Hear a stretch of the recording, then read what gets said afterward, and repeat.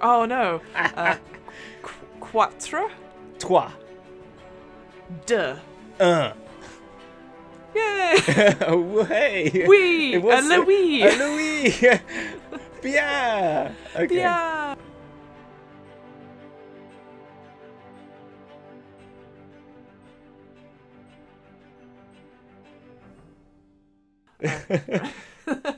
Now we're going to do the rest of the show in French. No. No. Quelquefois. No. Encore une fois. Hello and welcome to the DM's Book Club, a podcast where we read about some Dungeons and Dragons and how we might implement it in our role-playing campaigns. As it always is now improvise. Hello again. Hello, now improvise. Now improvise. My name is Now Improvise. With me, as always, for our weekly episodes on Dragon's Duel is my wonderful co-host Hamilton. Hamilton, how are you, my friend? Hi. Yes, I'm good. How are you? I am good. I know we always start like, how are you? How are you? And we always say the British like, I'm good. Yeah. Even though we spent 45 minutes discussing how good we were on podcast. But no one needs to hear that, so that's all good. That's all good. Generally, I'm okay. In the sort of on that level, I'm okay. There's there's ups and downs within that, but I'm on a level okay. Yeah. That's good to hear. That's good to hear. Yeah. Well, we have a very interesting topic to talk about this week, which you suggested, and I hadn't realised how close this was to launching again. So, do you want to introduce the topic we've got today, Hamilton? Well, yeah, it says for the people listening, they don't know this yet, but they might do because it comes up on the podcast thing. But it is the Critical Role Campaign Special. Woo! And why are we doing it today? Well, because on Twitch, if you're watching this live on Twitch, you will know that in about 3 hours time, Critical Role Campaign 3 will be starting. So, yes. By the way, if you've come along, why don't you just enjoy? We'll talk about what happened and all these campaign guides they talk about, ready for you to have a bit of tea and then watch the Campaign 3. Or, like, if you're going to be like, let's go to bed and then catch you up on next week. Yeah. When you listen, it comes on YouTube. Listen to this podcast and then go and listen to the podcast because it's out a week later. Yeah, absolutely. So I guess we'll start with the most important thing. Hamilton, what is Critical Role? I have been living under a rock for the last 5 years and I'm still into D&D. What is Critical Role? What is Critical... Okay, if you don't know, Critical Role is an actual play, live stream now, and as well podcast. I think it's as popular on either. It's the most popular Twitch channel, the most profitable Twitch channel we've found out recently. As we've found recently, We just found out recently, but not surprisingly because it's a very well put together campaign. Firstly, part of Geek and Sundry. When they started, it was a home campaign run by Matthew Mercer, who is the DM, with some fantastic voice actor talent, as he is himself, as the character players. If you don't know them, I could say all their names, but I don't want to waste too much time. No, but what's interesting is that you will have definitely heard all of the players in it. So they're all friends and stuff, but they've all been in video games you have played. Yes. So the I think the most prolific one, and I'm sure people won't mind me saying this, is Laura Bailey, who is in bloody everything. Every video game. And once you've watched a couple of episodes or a season or two of Critical Role, and then you start playing video games, you're like, bloody hell, they've been Laura. here all this time. Hello, Laura. You actually hear Marisha quite a lot as well, I've noticed. Marisha, Liam as well. Yeah, Liam O'Brien. Well, Liam, we all know more from... I've watched Naruto, but I watched Naruto in Japanese because I want with the subtitles because I know some Japanese, so I like to pretend I'm learning more Japanese by watching it. So, but I do know he does Gaara from the Naruto from there, and then Travis Willingham, you'll know from if you've played Batman the Telltale series. Yep, along with Laura Bailey as well. Along with Bailey as well, exactly. But she's in everything, as we said. But then she's Travis, in everything. So just assume Laura is in everything with these things as well. Yeah, exactly. And then Sam Regal, who's famous more on the advertising and the theatre, because he was part of Hamilton on the stage, my namesake. And then Ashley Johnson. And then last but not least, my point, Ashley Johnson, you will know from being saved by Captain America in the First Avengers. And The Last of Us as well, as Ellie in The Last of Us, which is, a side recommendation, play The Last of Us and play The Last of Us Part 2. Oh my gosh, yes. And then cry. Oh my gosh, I could talk about that for another 4 hours. We'll have to talk about that on a separate podcast to this. But yeah, so essentially all these friends obviously knew each other through the industry and just got going on. I believe it was a birthday present to Liam that they just let's play a game of Pathfinder. And then it just went from there, and all these other people came in, and then they had a team of 8, 9 at the beginning, I think, and then it gone down to 8 and 7, and they've just for the last 5 years played D&D in front of thousands. I mean, yeah, because they started on Geek Sundry, which I mean is beneficial, I remember watching when I first watched the first campaign, it rose so dramatically. It was like, by episode 30, it's like trying to get to 10,000 followers, and then the next minute it was just like numbers that were just incredible. And it was it was literally, I don't know, it hit the zeitgeist, didn't it? The right time of just when everyone was starting to, just D&D was becoming part of the world again. But I don't want to say it takes away from anything from it, because it is so well put together, and Matt Mercer is just a great storyteller, and they are all amazing actors, and so it's not surprising it was a special sauce at the right time, sort of thing. Yeah, I think what's really interesting about Critical Role is that I remember when it first came out, it was like the first 20 episodes in, and as you're saying, it had its popularity stuff, but it was just, at the time, we hadn't really seen D&D or any streamed games of any RPGs, I would say, to that level of just like, even like Geek and Sundry, just streaming live. And it was like 2 hours or whatever, and then like an hour and a half for like Q&As and promoting stuff. And then since then, I think Twitch got bigger, YouTube got better. You know, like you said, all these sort of networks sort of exploded because it was like, we can really easily stream live on the internet. Yeah, exactly. And it was just, and I think it definitely, with help with that, it obviously inspired loads of other streams. So obviously High Rollers, the sort of UK equivalent, I would say, although there's obviously, I appreciate, we would have to do this sort of disclaimer. Critical Role is great. That's how I certainly got into D&D. I'm sure that's how you have been influenced as well, Hamilton. But obviously, it's not everyone's cup of tea. There are billions of other streams like that. Obviously, we both own our own sort of podcasts that do actual plays of different RPGs and stuff. So this might not be for you, but I think we have to acknowledge that without Critical Role, I don't think D&D or even RPGs have been run live on Twitch would have the same effect as it does now. 100%. I think as I said, it was one of the critical parts of the puzzle. Like, as I said, the other one is sort of Stranger Things. I always mention, you know, them playing D&D in that. Then I'm trying to think. I can't think of the others off the top of my head. But that same time where it just started to just kick off, and they were there and doing it really well. And as you said, all the other sort of pieces of the puzzle, like streaming to Twitch becoming so popular, internet becoming more available for everyone to do that as well, and so obviously it also helps in a way once you see some high profile people who maybe you don't see on camera. Again, these are all mostly voice actors apart from Ashley Johnson, who does have a quite prolific TV career and film career now.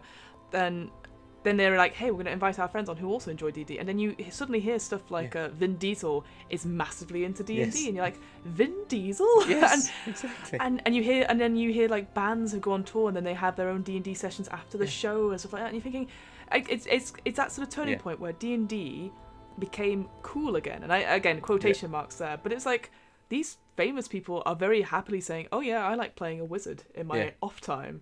Yeah. And you think, but you're so bloody cool. Yeah. Oh, and I think that's the thing. I think suddenly realizing that these people are well-rounded, they like good storytelling, they like immersive experiences and having fun with their friends. It just was just a huge human side to it, and I think that's again another factor into that popularity. So 100%. You didn't have to say. I mean, it's still there's some people have to go. I play D&D. You know, what's your podcast about? It's about D&D, and like you do that sort of face. What does RPG mean? Yeah, exactly. Like, does it mean a grenade launcher? Exactly. Like, no. It's very true. We just throw story bombs at each other. Well, yeah, exactly. But it became much more like, I'm playing D&D. Oh, I said, why? And it's just in parlance, and you just feel. It's great. I mean, it's great, and the whole Twitter and everything like that has also just helped that community be built, and you feel like you can connect with all these other great people that also love this crazy little game. Yeah, and you have to shout out to the and I'm going to say critter community, I will say I hate the word critter. It's like the same reason I don't really like Trekkie, even though I am a big fan of Star Trek. Yeah.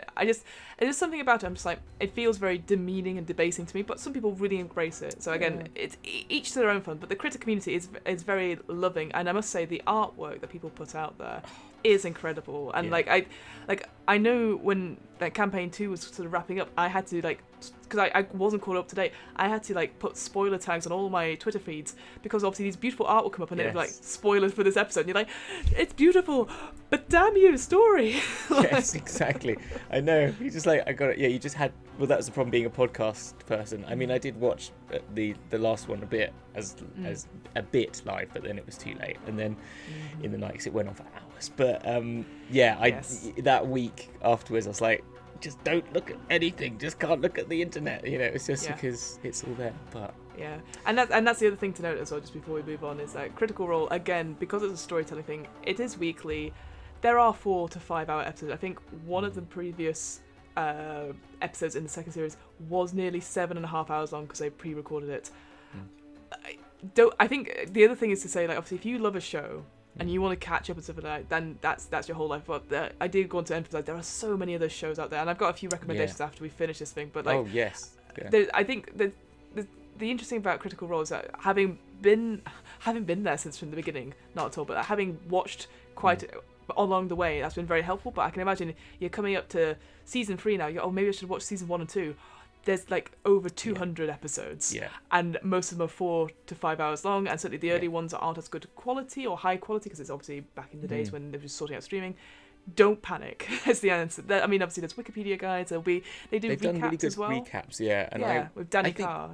If I was going to say, if you want to get really into it and you think I want to watch all of it, I would even suggest, unless you are super dedicated and you've got the time and you want to do it, I would say skip everything until they get out of the Underdark in the first season. I would just say, look, because that was halfway through a sort of storyline. It was a nice way to introduce characters, and it was a great final battle. But I could say, look, you could just get the catch up to that first arc, start at the second arc when they go on the Briarwoods arc, basically, and just dive straight in there. And then if you want to come back and do that first bit again because you want to later, do it. But I started listening to season 1, and I did do it from the beginning, and I went through the whole Craghammer bit. But when I got to the Briarwoods, I was like, okay. And here we go. We'll quickly put spoilers on it just in case. But I will say that Briarwood arc, so I think that's from episode 20 onwards, and I will actually come to it, I think, because you are going to suggest doing a Heroic Chronicle and probably the prophecy stuff as well, that is in the second book. The idea of being able to tie a player's backstory so beautifully in a campaign, and so Percy de Rollo's arc in that Briarwood arc, it's at the time, and I was so tense because I'd never seen anything like that, and I when you watch it back and you see a little drop of a name here, and you're like, that's in that person's backstory, and they've noticed, and you just see the faces go. I mean, we didn't even mention Taliesin Jaffe at the beginning. I mean, named very after underrated player. I think he is. I don't know. Sometimes I felt through, particularly as actually all the characters he's played, but Percy and Caduceus, but I thought were his best of them. I think Molly was great, but I think he hadn't got enough time to get into it. But Percy was just some of the soliloquies he even had as him was just incredible, and the energy in that whole arc was I mean, that's the thing. I play D&D. I don't play that D&D. I accept that it would take a lot for me to even scratch at that surface. I don't know. I'd love to think I could try, but I don't think I could. I think I could, but I don't think absolutely. I think it is a testament, and no shame on any of the players, because obviously they are amazing voice actors. But I think the stark difference between Taliesin Jaffe's characters, and even in the one shots as well, which they've done a few of, which I again can highly recommend if you're just interested in a little to taste of what the different styles are. They are so different, but so well thought out and clever. And I just think, out of all of them, Taliesin is the quieter one, but is one to watch. So yeah, I completely agree. I think I do have a soft spot for Sam Regal because he always makes me laugh. Yeah, but it's Sam Regal, so he can't be that. Well, no, but like I see. This is the thing. Like when I've done this conversation with people, and I said, "Who's your favorite?" Like I'd be like, I'd start saying one, and they go "But," and then I'd say the other one, and they go "But," and then by the time I've just gone through everyone, that's the thing. Yeah. I mean, like. I think Keyleth was one of my favourite characters. I thought the way that the growth and stuff, growth of that character, the way that Marisha played the sort of growth. I mean, we're just turning this to a critical role. No, but yeah, we will get onto it. But essentially, Too Long. I think it is good. It's very good in the sense of like if you want to see storytelling and something that affects players, and like. It's something that you go, I want to come back next week, and even from that first sort of mini arc where they get to Craghammer and stuff, even that first episode, everyone has their personality. It's all set up, so it is something interesting, and the same with the second series as well, which is it takes place on a completely different continent and a different timeline, different things. Yep. With that in mind, let's talk about. Let's go have a look. Let's go have a look. So we are sort of taking bits and pieces from two different books, and I have them here. So the first one is Tal'Dorei Campaign Setting, which is the first one that came out. Transition, so you can see a front cover picture. Look at that. Woo-hoo. It's amazing. So this is by Green Ronin Publishing, and interestingly enough, and I'm sure you knew this. So it's written obviously by Matthew Mercer, but with also another person called James Hake, rhymes with cake. Who was one of the lead writers on D&D Beyond. He wrote some of the Encounters of the Weeks and sort of set that up. Yes, that's right. Yes, I did know. Yeah, I've seen his name on there in places. So some really good writing. And then obviously the other one, which people may be more aware of, or not more famous, but more intrigued of, is Explorer's Guide to Wildemount, which was published by Wizards of the Coast fairly recently. So. I guess Hamilton, with both of these books, what would you say are the obvious main difference for them, apart from different titles, obviously? I think, actually, I don't know. I felt they were pretty similar. Personally, I thought they had a very similar format. The chapters were pretty much similarly labelled. What they all come with is sort of deep lore beginning. And then a middle bit of lots of class options and character options and additional monsters and all that sort of stuff, as well as the mind and magic of Matthew Mercer giving you something to add to that beyond what you get from your average D&D. So he gives you options for your normal D&D, and then each of them has something that's a little tidbit extra. So, like the Taldori one has the sort of the campaign rules and the vestiges as well on top of, and then the Wildemount has this heroic backstory. Oh, and also the resurrection as well as in Taldori. So there's sort of little bits that they've created, homebrew rules that I think could be the benefit. So that's I think they're the same. What do you think? Do you think they're the same? Similar? They are. I think the more obvious thing was that they're about two different continents. That's what I was going to think. No. But it's very important. I think this is very important. So when you look at them, a lot of people might go, oh my god, campaign settings, hooray, but also, oh my god, there's a lot of lore. But you're right, I think a lot of the lore is duplicated. Essentially, with this so the whole world is called Exandria, and they have lots of different continents. So the first continent, which Series 1 takes place in, is Tal'Dorei, which is a beautiful sort of like if you imagine almost like a... I can show a picture. Oh, yes. Yes, if you show a picture. I'm just trying to make like a...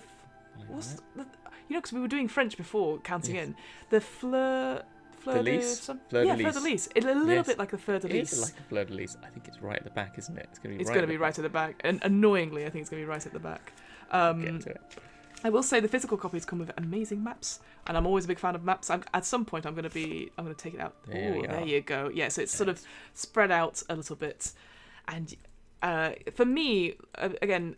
And I will say this, it's been a long time since I've listened to Critical Role Season 1. But obviously you've got sort of Imon, which is sort of the main capital city. You've got Whitestone, which we've sort of talked about briefly. That's sort of the main area where the Briarwoods is in. And you've got all Craghammer's up to the left. Yeah, Craghammer here. Imon's down there. I didn't. Imon, there. it's up there you go. Yeah.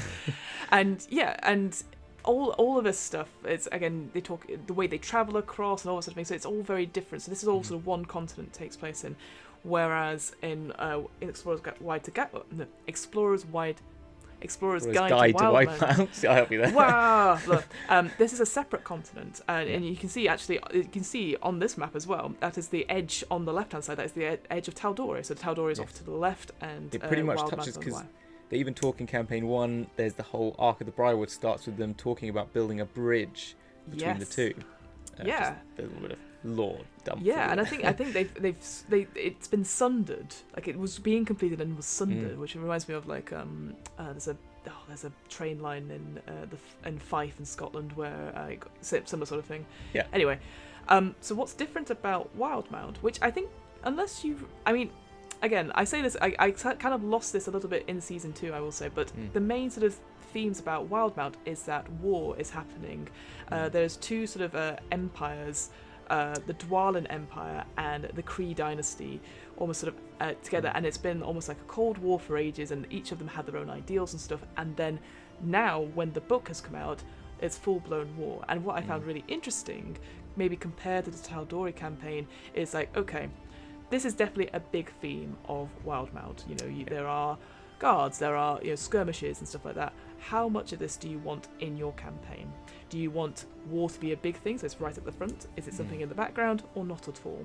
And it said it's kind of important to mention this because actions are what your players do, and what happens in the second campaign, because this says like up to episode 50 is when it's canon, and then after that it goes off into its own thing. So obviously anything you do is obviously canon in your own world and stuff, but it's just saying like you can influence the outcome of a war depending on how you're doing it. And then it went on to saying like, okay, so if your players really want to have this war element at the front of the campaigns, once you've spoken to them about it, the issue is if you join the army, there's lots of orders, and nobody likes taking orders.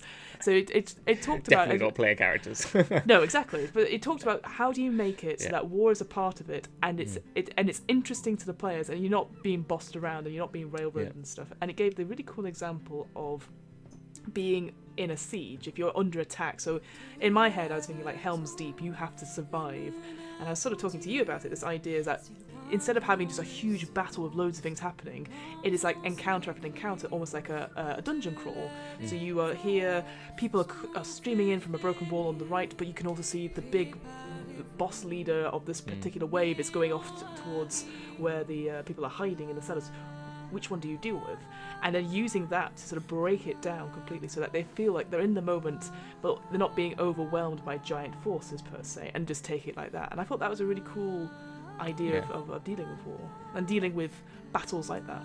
I feel that reminds me, when you said that, and I didn't say it at the time, was it's like old-fashioned games where they used to do QTEs, and then you QTE into a little, like a bit like a JRPG. So you'd have a little QTE. So you go like skill check to a point, choose which way you go, sort of thing. Skill check, have an encounter, and then you would then sort of do that. Sort of, that's how I kind of imagined it working. I think a bit like Shenmue used to do that game, a little bit those two QTEs. But yeah, I think that works really well, and I think you can. I think the other side of it, as well as the political side you could go down, which is the this is a war, but war means there's envoys, and there's getting things across borders. There's trying to rationing becomes an issue, so it's like smuggling becomes more of a thing. There's lots of like really interesting getting things across borders and stuff like that, which happens in the campaign, but you could be a bigger part of if you wanted to. That's an interesting way of putting it. Like, again, I guess that's more like, rather than being at the forefront, like, oh, you are having to fight war, it's in the background, but yet to get across the border. So if you're trying to escape the Kryn Dynasty away from your house, or Jorhas, or however you pronounce it. Again, I'm very bad at pronouncing these names. How do you get out? And I think the other thing that's interesting, so like I said, you've got the Kryn Dynasty and the Dwendalian Empire, who are sort of against each other. On the left, which you've got there on that map, I don't know if it's up just now, is the Menagerie Coast. Yes. Which is the main way the Dwendalian Empire gets trade in, because it's landlocked. So you're having to deal with trade and this idea that certainly the menagerie coast, can't say that when you're drunk. It's all these port towns, and each one of them has a marquise, and it's just again really interesting. That. It's such a lovely idea. It's such a when that's the one that when they started in that, I was thinking, because second campaign it's always difficult. You always think like, oh, am I gonna get into this as much as the first one? The minute they hit Nicodranus and they started talking about it, I was like, yeah, I'm here. I'm on holiday now. I love it. Yeah. It was just perfect. It's so that's where I really fell in love with that place, this setting. And as you sort of mentioned, this idea of smuggling. There's in the Menagerie Coast. There's the Revelry pirates as well. So there's this idea of smuggling and stuff like that as well. So yeah, you could easily, if you're the DM and you talk to your players and like, we don't want to focus on this huge heavy conflict. We want to have something nice. Well, pirates. Customs. Darktoe. I mean, how cool is Darktoe? So Darktoe, if people don't know, is like is the pirate island where there's a pirate king who rules over this sort of free port, like what's it called? What was the place? The famous. It's not Libertaria, is it? Oh, I don't know. I'm just thinking of that place in Pirates of the Caribbean. They all go to. Well, it's like that. But if you played Uncharted 4, they try and fight in Uncharted 4. Oh, of course they do. Yes. I think it's called Libertalia. Libertalia. Yes, it's basically inspired by that and the sort of like free town sort of. I'd completely forgot about that. Darktoe. Because they go back several times. Go like, we bloody love this place. We want to go, but it's also dangerous. Until they got banned. Exactly. So there's like spoilers. Spoilers. But so both books, obviously, we will say this, like the first part of both books are very heavy in lore, and obviously there's this huge thing about how Exandria came to be. This idea there's a huge battle with the gods and this against the world itself, and there's some amazing imagery talking about like the gods of the prime deities created their children. And here were the first children were the elves and the dwarves and the humans, and more races followed. But the earth rebelled, and was it the deities? The elementals, the primordials, and this idea that they were saddened to see their children dashed across the rocks, and you're like, whoa, what a beautiful way of describing it. And then this idea, the schism between the gods, saying, well, we should just start anew, and then this idea of the betrayer gods who went to join the primordials, and it was just, again, it's very classic, like good versus evil, and then setting up the pantheon as well. Oh, what's the thing? And then this huge battle where then I'm going to get this one. This is the Age of Arcanum, where the children of the worlds were like, please help us. The betrayer gods have been released from their prisons and they're going to come and kill us. And so the prime deities were like, okay. And so they have these huge battles on Wildemount, and that's where your house is such a scarred landscape, because that's where the most damage was taken. And I just, again, descriptions like that, like I know, like I've done a very potted history there, but it's just it was interesting to read. There's a lot of it, and obviously it goes into lots of detail about stuff, but it's nice to if you've got an idea in your head and you're like, here's a huge expanse, and you think, well, what happened here to make it like sparse, or make it, why is it so luscious here, and stuff like that. So I think it's definitely an interesting story, and it definitely influences the rest of the world. So maybe starting with a pantheon of sorts, or even just like, here's a story of creation, good versus evil. It's a good place to start, easy starting point. No, it is, and it's got that classic, that Age of Arcanum sort of people pushing their luck too far, so they've got the whole reason they're unlocked is because people trying to understand the secrets, so they go and delve into darker and darker magic. It's that sort of classic. There's so many settings like that. I mean, the Wheel of Time has had the sort of the age before was a high age of where I think in that setting, in that book, it was always talked about where it was not based on capitalism. It was based on sort of the quality of your work and the sort of like your intellect and all this sort of stuff, and about how well you could do magics and create interesting things, that sort of thing. And then everyone starts to get a little bit too much, delving into a bit greedy with it, and starts playing with magics they shouldn't, and then it all blows up. But what's interesting, again, it talks about, well, the prime deities were saddened by this, but realised and understood that the children needed to do this, and you're like, whoa, because you think, because that's this greed and trying to do it. Like they talked about very briefly, like a paragraph or so, about a mortal felling the god of death and taking their place in the pantheon. And I assume, and I'm sure you'll correct me if I'm wrong, is this the Raven Queen? I assume that must be who it is. Yeah. And you just think to yourself, like, that's such a big deal, this person did. And you think, so surely someone must step in, because now they're messing with the fabric, the weave itself. Yes. And then of course, then some idiot, some bloody know-it-all was like, I'm just gonna open the prisons and let the betrayer gods back. Let's see what happens. Don't. Yeah, this will work. So anyway, we won't dwell too much more on it, but it is, I think, if a good bedtime read, there's a lot of it, just take 100%. Your time with it. So. Yeah, no, it really is, and the whole, it's obviously well written, and it was really interesting, the whole this is just some of the deity, the pictures they have of them, I'll just sort of show them, but... the Dawn Father, hooray! Yeah, it was so great, the way that Matt Mercer talked about at the beginning, saying that, this book has forced me to sort of, because he obviously had ideas about it and had this probably as some scribbled notes as all D&D campaigns are, but forcing it into this and actually giving those orders actually helps like develop even further and give much more breadth to it, and it is beautifully put together, and there's some really lovely just bits of information, and there's always someone, there's like, I'll just show one here. So for the Dawn Father, for example, it gives you the alignment, just the domains that he talks about. It gives you a lovely little bit of information, and then gives you a holy day, which was something we talked about.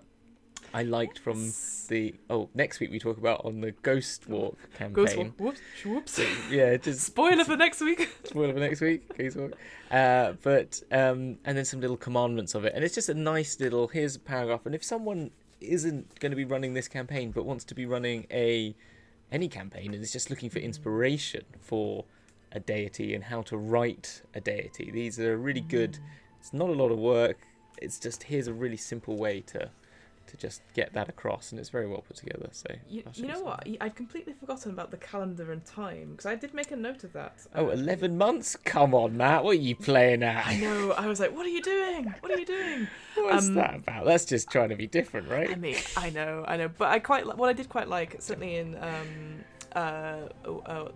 Explorer's Guide to Wildemount, is that they have like the holidays for each month. Yes. And again, this goes back into like, if you dive in deep to the lore, so the Dwendalian Empire, they've outlawed certain gods that they don't deem as important, or goes. Most of them. Yeah. So obviously, those holidays aren't holidays, only certain approved holidays. And again, if you read into it, there are definitely obviously similarities to certain countries, perhaps, or certain historical countries who have this ideal. And I think it's interesting. It's like these holidays aren't seen around, or certain insignia or symbols, they will be frowned upon if you show them in the Dwendalian Empire. So stuff like that to take into consideration. If you're like, I am a follower of this particular this particular deity, it's like, okay, I have to remember where that comes in as well. And look at that, the Ruiner. I know. They're actually, I think some of the evil ones have got better symbols, but they do. This is true. Villains dress better. That's the thing, isn't it? Villains always dress better. They have the best they have the best makeup. They have the best outfits. No wonder. I mean, Maleficent is so much cooler than Maleficent. Loki, Hela in the Marvel films. Yes. Yes, the Crown. The Crown. You're just like, but I mean, like, I'm joining her. She knows what she's doing. It's interesting. They're very put together, and actually all of the betrayer gods are actually some of them you'll recognise from your classic, like the Lord of Hells and stuff like that. But the Chained Oblivion I think is similar to I can't remember the name off the top of my head now, but the sort of the hunger. Whatever it is, is the hunger. Because it's just ongoing. I remember that from the Chain of Oblivion. But the Cloaked Sun and the Crawling King, which does turn up in Wildemount, actually, is very, very interesting. Horrible. Ugh. And that's the other thing to mention as well. So the betrayer gods, before they were sort of sealed away, along with the prime deities after the calamity behind the veil, they left certain creations left behind. So Uk'otoa, one of the lesser gods who appears in campaign 2, is connected to this thing, and there's a very interesting bit about that as well. This idea is like the big baddie could literally be a lesser god that you've just created, but it has some connection to this pantheon and stuff, and it's very easy stuff, and there's again lots of inspiration for that. But Uk'otoa is your your typical Lovecraftian, oh, something's got too many eyes. Yeah, So exactly. you're like, whoopsie. Yeah, That's more than 8. That's thanks. enough. That's enough now. Ooh. Yeah. So that you're getting them mixed up. Ukatoa's the serpent, the big serpent in the Zeep, and then right. it's it's now you've said that, it's gone right up my head. Yeah. The Nonagon. Nonagon. The There Nonagon. you go. There you The go. Nonagon. Again, you might need to know about that before the end of season 2. But Yeah, exactly. Don't worry about it. It's a little thing. Don't worry about it. Yes. So again, and then as you sort of said, after that you've got obviously the different kinds of races. Races, yeah. It's very much stuff I think generally it just gives you how that fits into the campaign. Yeah. That you would have. I think the only thing I know that's different really that I picked up clearly was the sort of Dragonborn with the 2 types, the Draconians and Ravenites, which is sort of brought up in the series very briefly and actually not very much dealt with.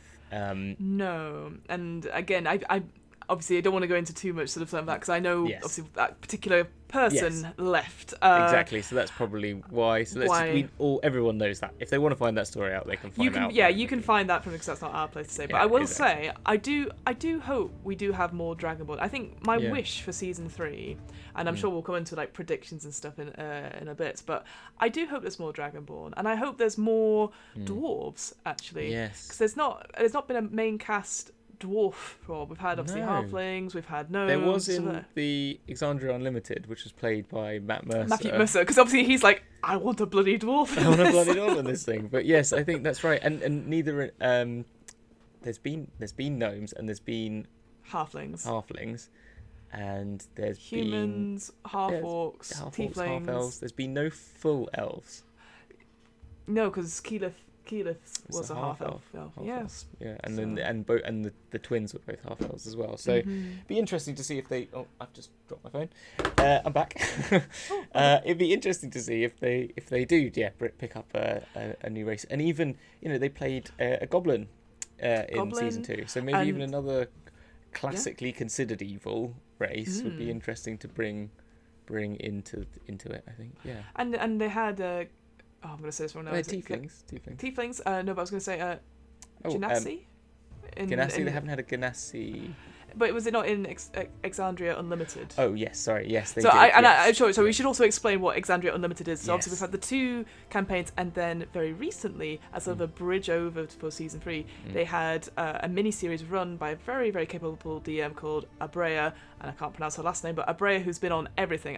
Honestly, she's an up-and-coming DM, which I always think is a horrible phrase, but she has been on everything, like Dimension 20, definitely, DN Celebration, like the Motherlands, Into the Motherlands, I think it's called, the RPG. Niger.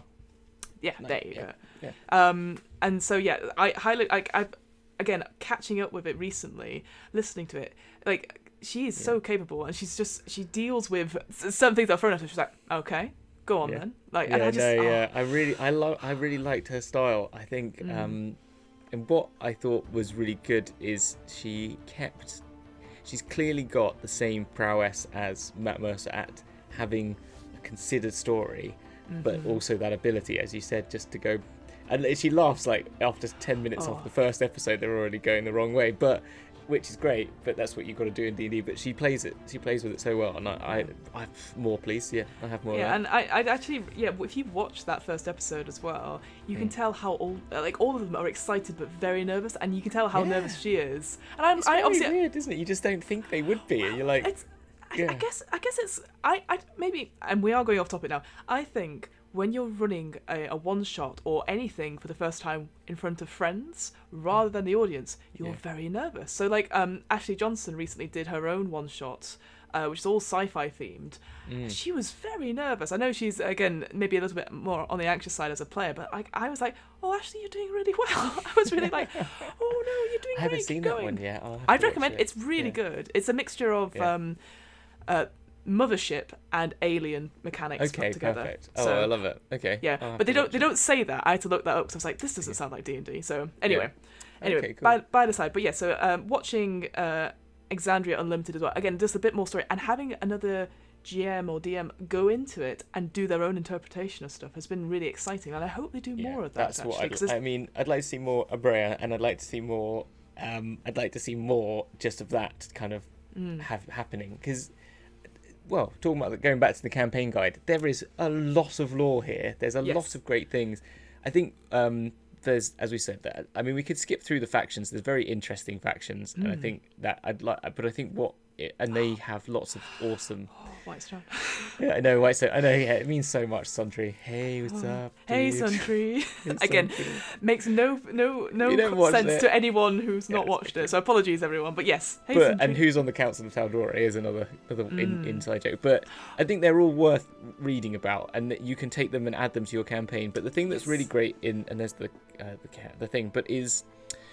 The locations in both the books have a very detailed set of locations with, as you can see here, let's just take this one. It gives you a population.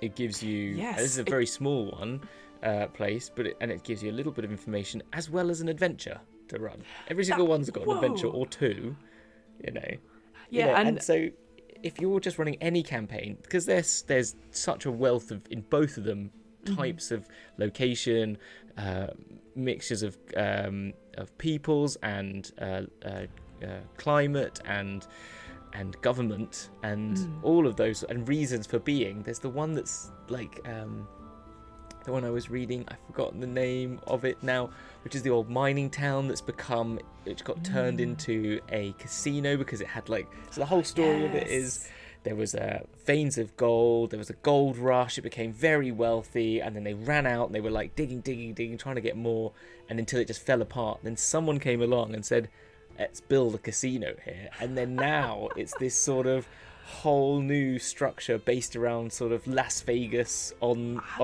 a mountain. I love that. I missed that one completely. It reminds me also. I'm sure you remember years ago they had that idea of building.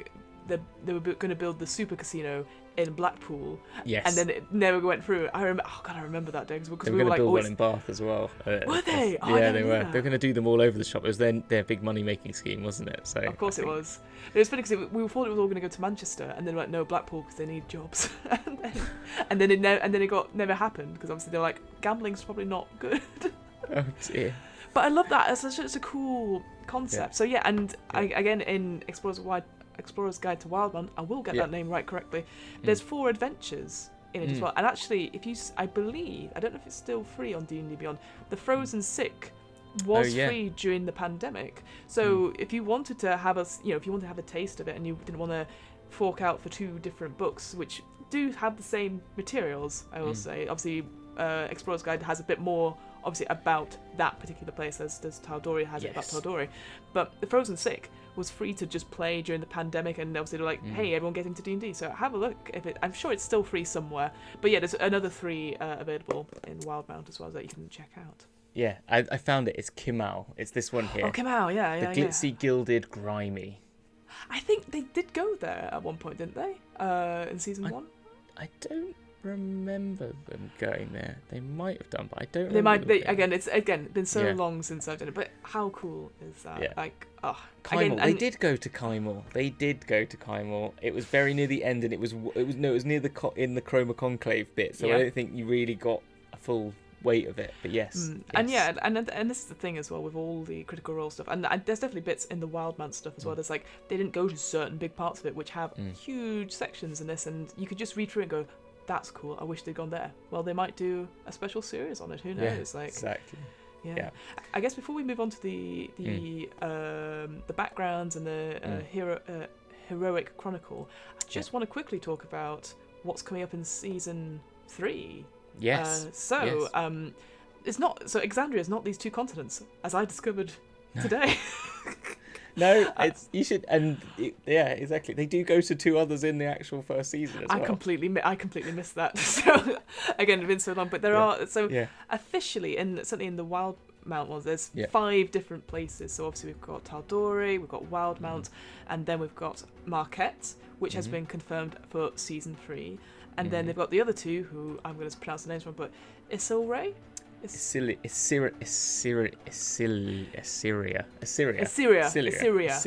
Yeah, that's it. I said it 5 times. I think it's fine. You know what? This is gonna come back to haunt us when we do, introduce season 4 when that happens in like 5 years' time, and also the Shattered Teeth. And what's interesting about all of these places, obviously, they all have their distinct things. So obviously, Wildemount is this war stuff. Marquette is mostly desert, which I'm very excited about because actually it was really great when they went there. I really enjoyed it. There was really good. So to remind people and to say, so they went there to. I can't remember exactly the reason they ended up there in the first place, but they definitely get involved in the. Oh yes. I remember they have to go there because Sam Regal's character, this is a big spoiler, halfway through leaves the campaign and changes character. And then he comes back and says, after the Briarwood stuff and they've had their chill out time, says, you need to come to Marquette because they've found another Tesseract, Ziggurat or something. So they go to Marquette and they go on this whole adventure there. And this is where the whole Sood thing starts happening. Spice, want some spice is all there. And they get to meet Jamon al-Sood, who's the leader of Ankarel, which is who's secret. Yep. I can spoil more of it, but yeah. And it's got fantastic. It's got a fantastic vibe to it. It's really great, and I think I'm so excited for more of it. And then Isilra, they go to Vasselheim. They travel on the. Yes. In the first few episodes, actually, I think before even the Briarwoods arc, they go over to Vasselheim with... probably Kima.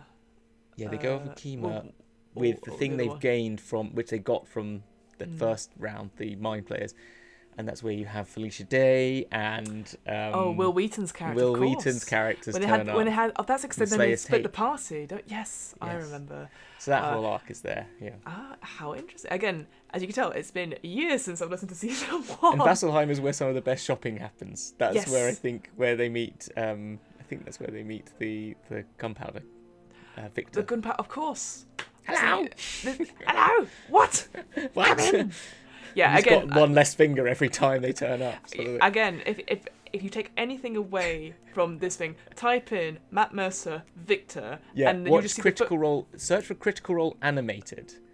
Yes. Have you seen that? Yes, it's the best way to watch it. Just go Critical Role animated Victor, and then just watch all of the shopping bits because anytime Grog and Scanlan go shopping, well, it's magic. It's poetry. I learned from my mistakes. Yes. You want a pig's head? And he goes there. Sorry, this doesn't. If you're not involved, if you haven't watched this, and I'm very sorry. No. But I think you know what? I completely forgot that they have those minor characters. Like and that's the thing. They're just there briefly. And of course, in Wildemount we have. Oh, now I've forgotten his name. But the trader in that Pumat Sol. Pumat Sol. Hello. Hello. Who's just super lovely. And again, it's something. Oh, hey. And then they have clones of him. And then the actual Pumat Prime is really grumpy, which I love. So, and that's the thing. I think, again, these little flavours of who these people are. All the side characters. And that's that's the skill of Matt Mercer. It's just every single one of them. You fall in love with all of them. You care about Kima, you care about Allura, you care about Gilmore. The actual trader in Iman. Oh, jeez. The Rakshasa Gilmore thing. Jesus Christ. Again, this makes no sense out of context, but it does. I know. Sorry. I will say though, I'd completely forgot about Tyrion Darrington. Yeah, Tyrion Darrington. Yeah. Who I think Dodie. So, and this was interesting. So at this time, and maybe it was when they were doing the first Unearthed Arcana coming out of Wizards of the Coast. So that's when they brought out the Artificers class, and then the Critical Role were like, we're going to take a little bit of that and try it and tweak it for its own purposes. Again, the first time we'd ever seen like that proper homebrewed stuff on a big screen. So I think that also helped out the Unearthed Arcana. But I will say, we talked about the one-shot stuff before. The Tyrion Darrington adventure, where they're all playing different characters except for Sam playing I haven't seen that one yet either. I've left that as a treat for me at one point when I really want to go on a long journey. I don't know, and it's not too great. I think you're right. Marisha outdoes herself in that one. I think that's the best. All I'm going to say is one woman marching band. That's all I'm going to say. Oh, she's so good. Yeah, exactly. Anyway, Right. enough of that. Sorry, everyone at home. No.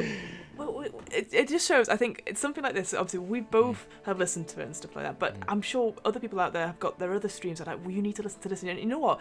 Give us those recommendations. We want to hear, like, what other stuff is out there. Like, you need to listen to these episodes and stuff. This arc's really good, or this character's good. I know, like, for me, I know there's, like, Dimension 20 with Brendan Lee Mulligan. I've not got around to that, but I've seen clips of him, and he's Glass brilliant. Cannon, I hear about.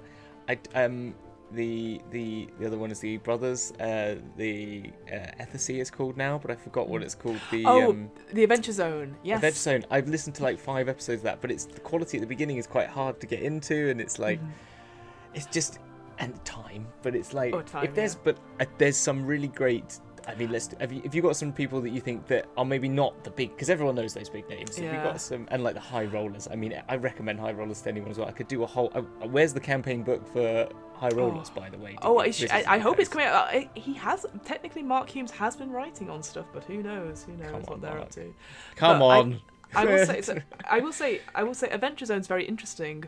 Just quickly, because I know they're super big, the McElroy brothers and stuff. What's cool about that, I think, is that it's a family doing it. The youngest brother is running their version of D&D, but they get their dad involved, and it actually is really wholesome, because obviously the dad, I don't get this or something like that, but actually it's an amazing story going through. So I do recommend certainly the first series, and then they go off and do other things, and that's fine as well. But you do have to stick with it a little bit, I think, because again, some extra NPCs there. The one I do want to shout out very quickly, because I think it's a cool concept, and it is beautifully edited together, and I think it's as big as the Adventure Zone now. So I'm very bad at promoting small people like ourselves, but Dungeons and Daddies, right? Oh yeah. And the concept is 4 dads have to travel into the Forgotten Realms to rescue their lost sons. And all it is that the beginning episode is that they're driving to a football game, and a portal opens, and when they wake up, their sons have disappeared. And obviously they all have their classes and stuff like that, and they're just 4 dads. There's the football dad, there's the vegan nature dad, there's the stepfather who's emotionally detached, and there's the rocker father who's like, hey guys, let's do some drugs, and they all work so well together.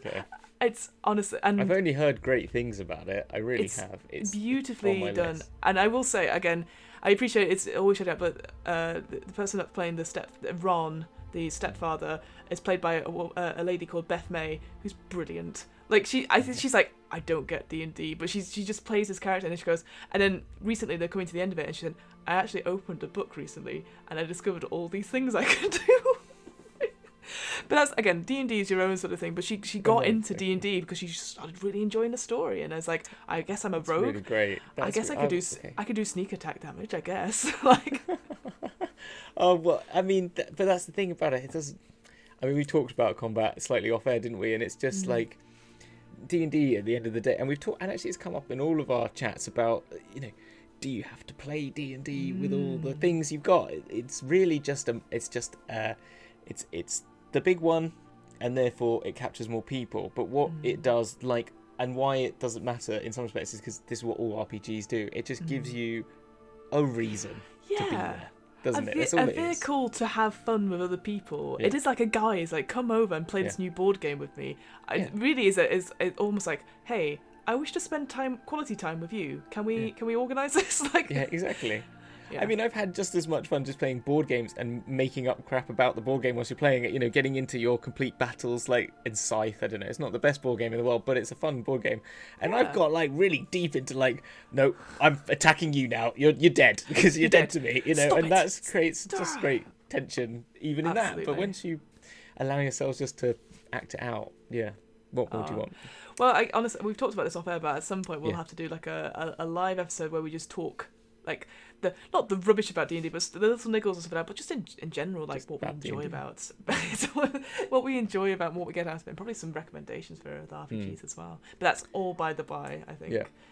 So with that, shall we get on to creating a hero then? So what's this entail? Because you mentioned this, and again, I completely missed this because I was too busy going lore. So I'm going to open this up. There's a thing called the Heroic Chronicle. So it's it basically is it works well as I must say, with the law that they've given on the city. So if you've got your own law for cities, then you can obviously adjust this. But I'd say that what this does really well is brings in all that law and actually makes it into something that you can create a really unique and role play, kibble, I guess. Role play kibble for your characters. So it's basically just replaces the backstory section with something much more deeper. So should we do some rolling? Should we make one? You know it is. Let me grab the dice that are just we need out to of have reach. a name for our character. Should we make a name for our character? Oh, yeah. Okay. How can we make a name for our character? Well, how about we... what should we do? I was going to open a book and find a name. Yes, perfect. I was going to say wait to the end, but actually, if you've got a book there... I've got Frank Miller's Ronin. I'm going to go through that and see if I can find a name. All right, go for it. I've never actually read this. I got given this as a present. Hope it's not too graphic. There's Sawa. There's a Sawa Corporation. Sawa. As S-A-W-A. Okay, give us a surname. Yeah, Sawa, yep. Alright, let's find another surname. Sawa McDonald. Sawa McDonald. Sawa McDonald. There you go. Perfect. Out of the Ronin book. Fabulous, a Sour McDonald. Fantastic. Well, thank you for that suggestion.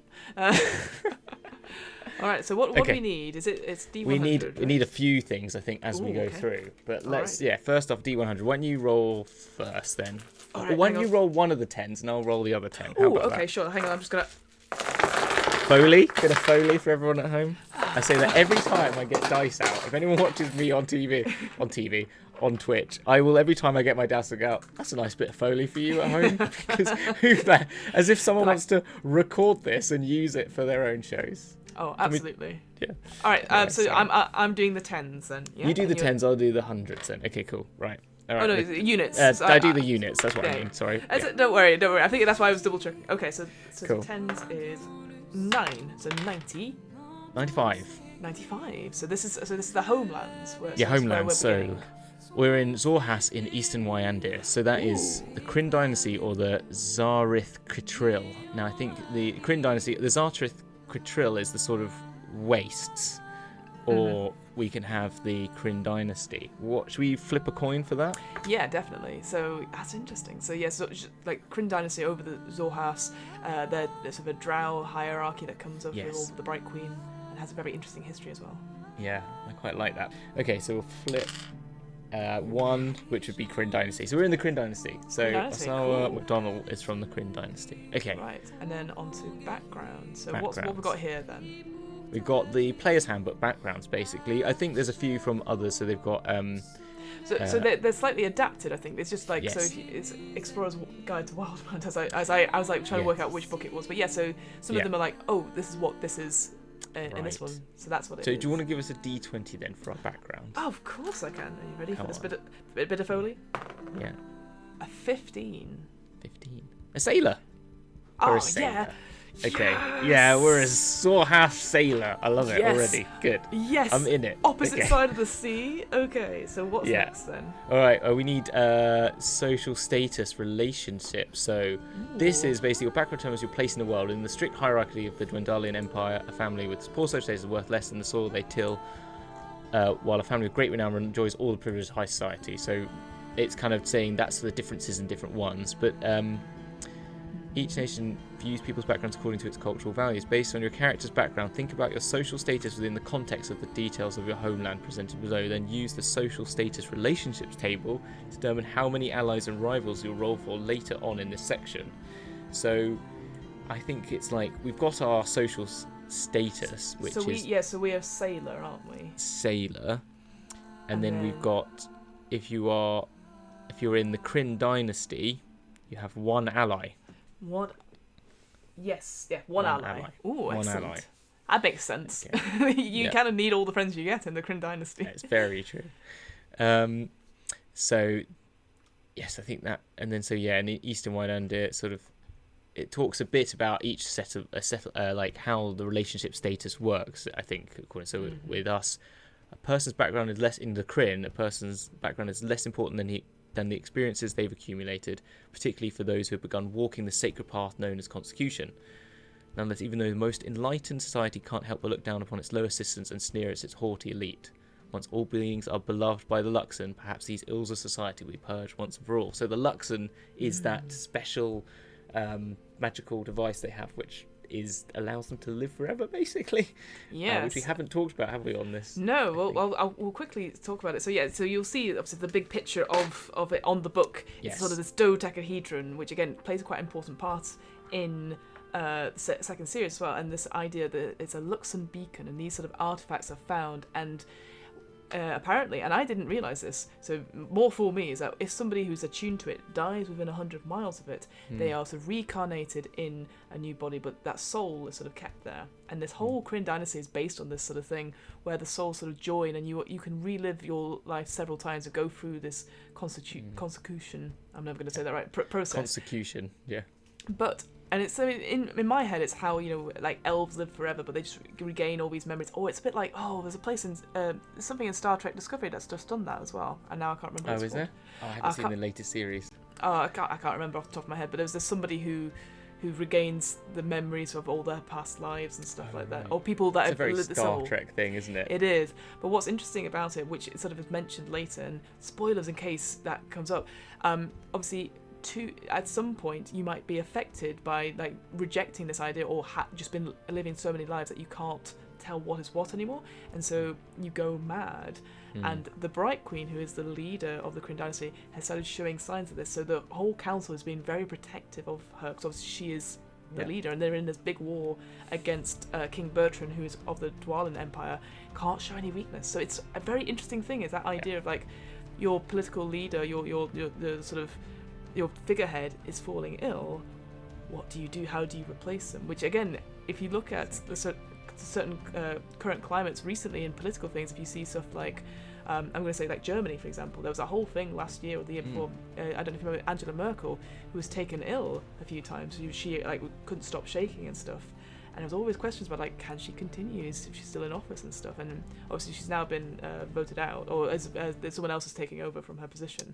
But it's that sort of thing, and it's happened on Doctor Who as well. Sorry, I'm going off on a tangent, but like Harriet Jones becomes Prime Minister, and then she's like, do you not think she looks tired? She looks a bit unwell, and then her whole power is just crippled as a result because they're like, she can't make decisions because she's not well. So it's that idea of like, you got to protect these people even though it's a part of their thing. So interesting side note. So again, fascinating. I thought the Kryn Dynasty was really, really interesting. So 100%. Really cool. Anyway.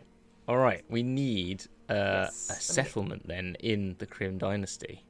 So we need to figure out where we are. Like, it gives us then one of these cities they had. So, do you want to roll us should we do a D100 again? Yes, I'll roll the 10s. Okay. Roll the units. Sorry, I've just lost my D10. Oh no, I'll pick another one. That's a 9 again.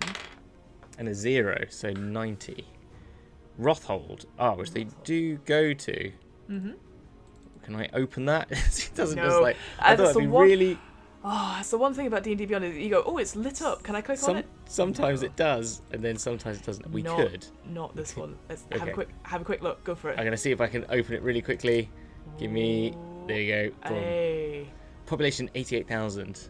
30% humans, 50% dark elves, 15%. Yeah. So that's quite good that you've opened it as well, because then the next bit is race, so you can determine your character's race or lineage by consulting this section. So you can either roll the percentile dice, because obviously it's been broken up like that, or you can just choose, which I think is quite nice. So again, you could just be coming up with the concept for your character, but now you've got the home settlement stuff, like looking at the stats or the population stuff, and I was like, so it makes sense that you would be this, but also at the same time you don't have to choose it. But I thought actually that's quite helpful. Instead of picking race first, it's like later on. So quite cool. No, it's cool, and it works because it's near the Blight Shore, so we can sort of that makes sense, and you can figure out, it's works out really well.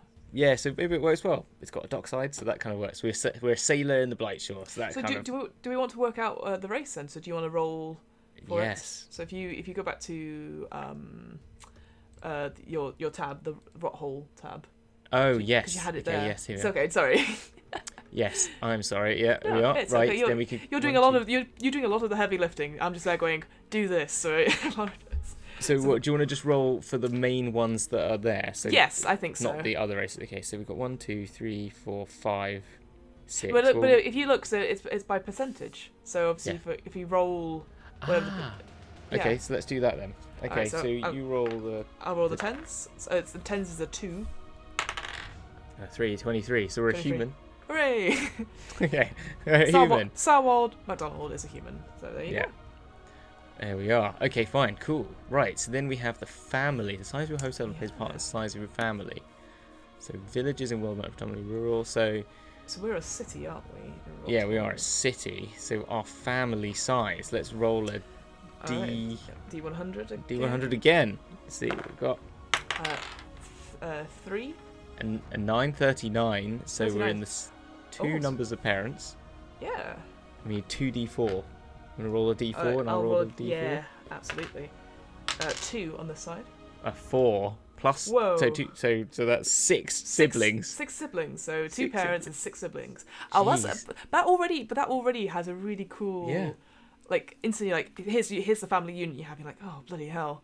Instantly to me, I'm like, I'm the youngest or I'm the oldest, right? That's literally what you have, and then you have to put names. I actually quite like that. So you don't. It's not like you can always fiddle with these stats as well. But it's like, here's the family unit. You've got 6. You have 6 siblings. You have to. Yeah, like that's a cool thing to play with. So instantly you have like. Should we roll a d6 to see which number we are? Come on, let's really randomise this. Oh, you do it, because I've been rolling lots of 10s, so go for it. It's a 5 with the 5th child. Oh, so now we have a younger sibling that we have to take care of. I feel like we were the youngest and we were the special for a long time. You know, the little the one that was really the baby, and then they had another one. Oh, that just really stab you in the heart. Really, really cute. But you realise now that youngest child is going to disappear, and you're going to have to go find it. And that's why you've sailed the seas trying to. There you go. They ran away from home. There you go. There we go. Oh. There we go. Okay, so that's your family. Mm-hmm. Then you get to choose. You can choose the gender age of them, but you've got powerful family relationships. So it lets you choose one. So we need another D100. So it says so your first honor in family. So sometimes you hit. Let's roll a D3, and this is a number of powerful relationships. Let's do 1. Let's just make it easier for ourselves. So we'll pick 1. So all right, I'll roll the 10s. Oh, it doesn't matter because it's because it is basically 10 as well. As an 8, so whatever you rolled would be the number. Yeah. What did you roll? So I got a 3. So 38. So it's 31 to 40. You uncover a secret about this family member, whether a tiny embarrassment or a life-changing scandal. They now seek to unveil your darkest secret. You gain 1 rival. Well, that's instantly an older sibling somewhere. Yes, the older sibling is up to no good. Yeah.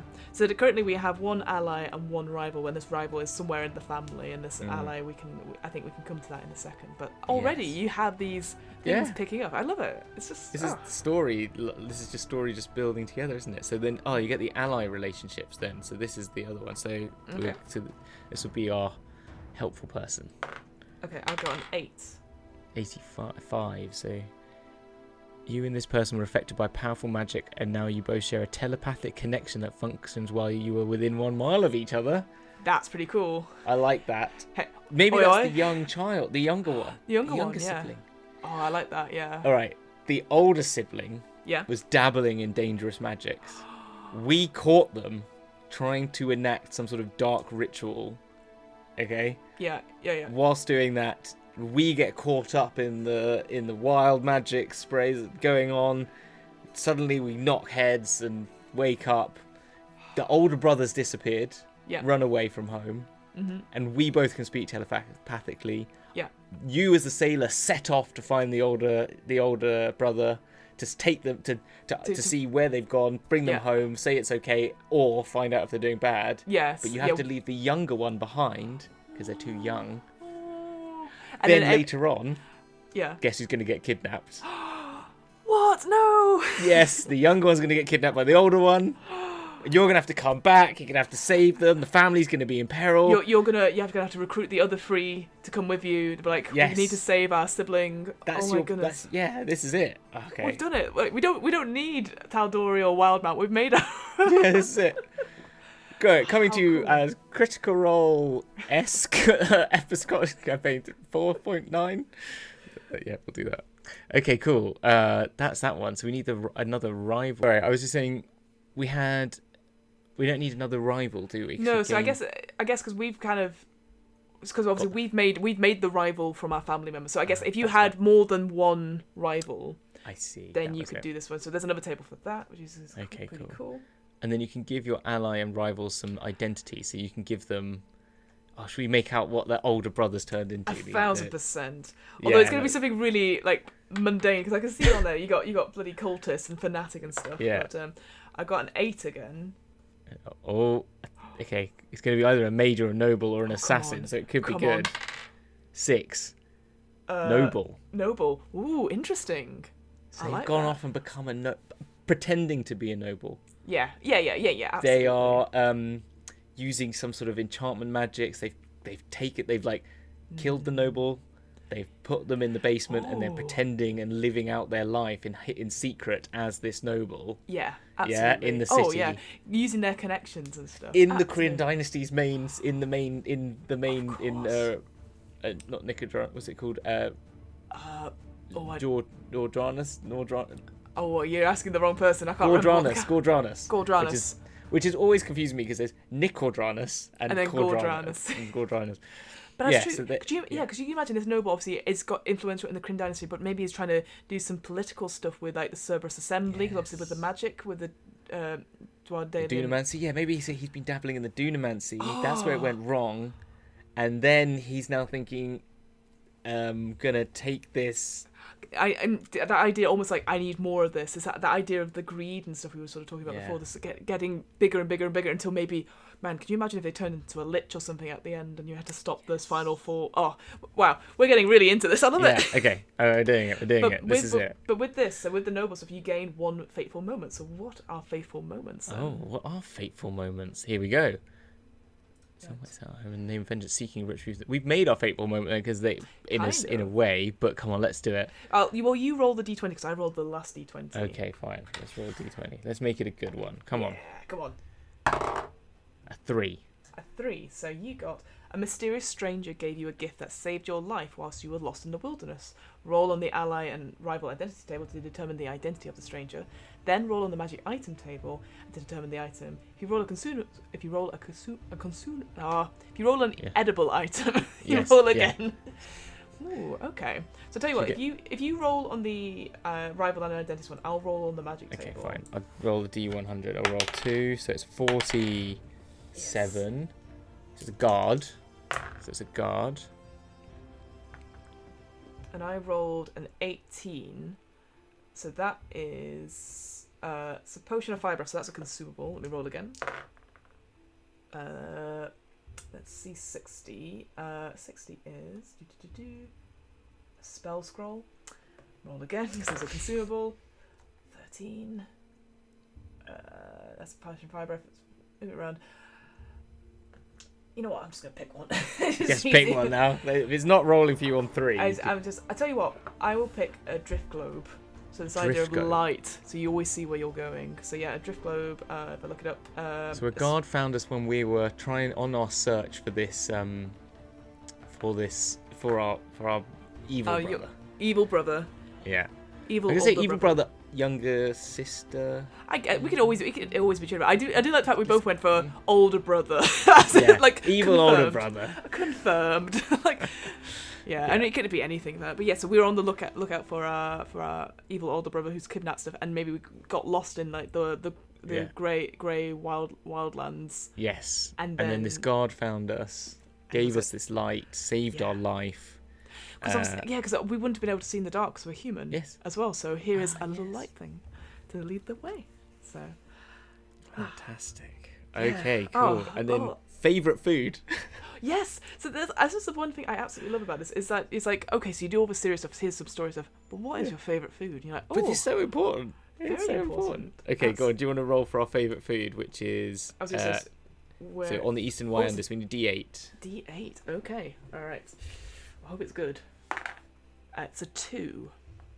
It's Yuyandal, grilled yuyo, a zucchini-like vegetable that grows in Roshona's sunless gardens. Spice and rice. Actually, you know what? I am a big fan of zucchini.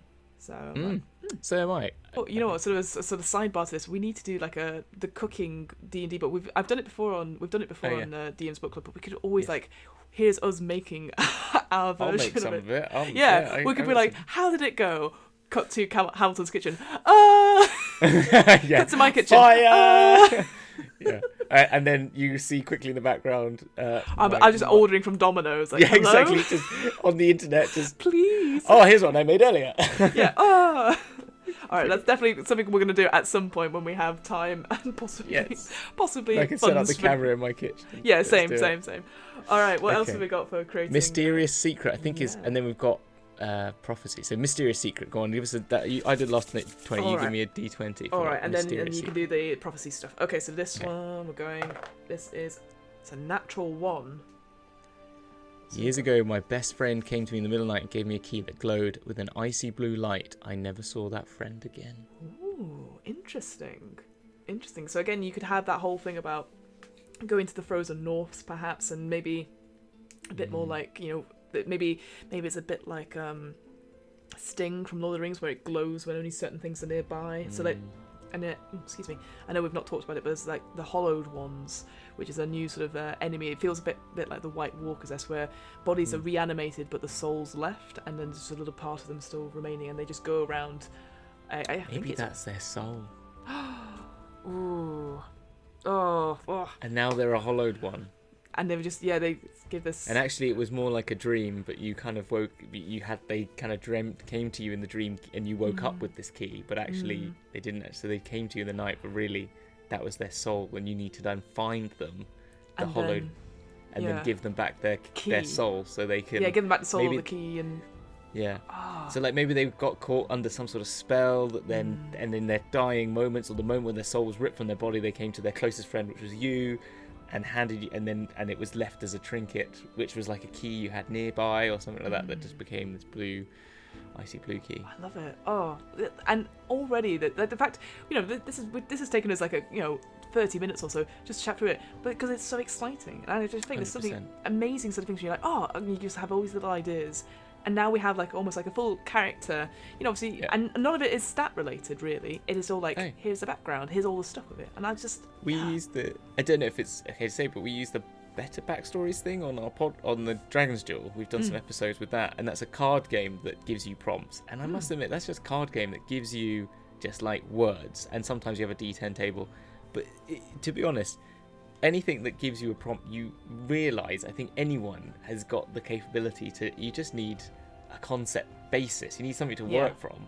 And once you've got, like, even if you just pick random words about how, I think you can come up with some great things. This is a fantastic resource. I'm not going to say that this has got so much more detail than the other one. Yeah. And I think, even just like, even if you only take part of it, because obviously the settlement stuff, that's just like, obviously that is very much into the Critical Role world and stuff like that. But if you have your own worlds and you're building up stuff and you go, okay, the continent you're on, it splits up into 4 regions. Here they are. They're all vaguely different.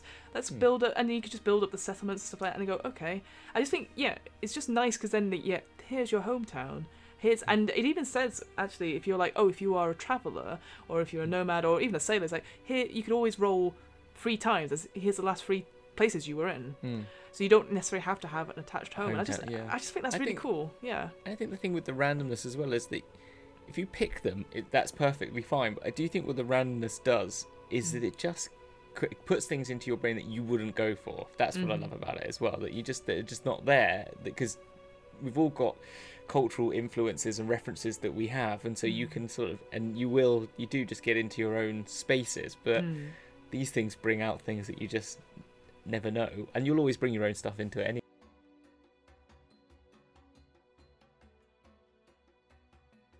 Hey, I'm back.